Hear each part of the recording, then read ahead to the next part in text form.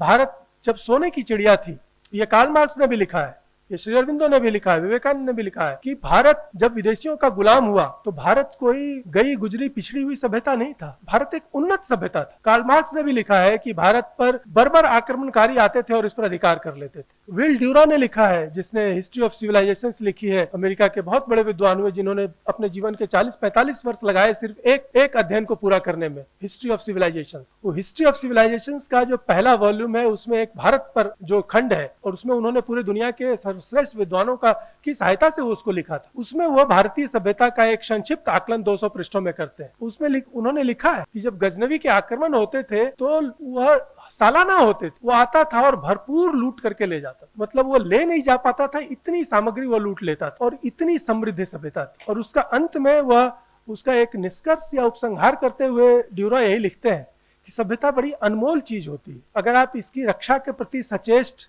सतर्क न रहे, कोई भी बर्बर आक्रमणकारी आकर के उसे तहस नहस कर सकता है और लूट के ले जा सकता है। कार्ल मार्क्स ने भी यही लिखा था।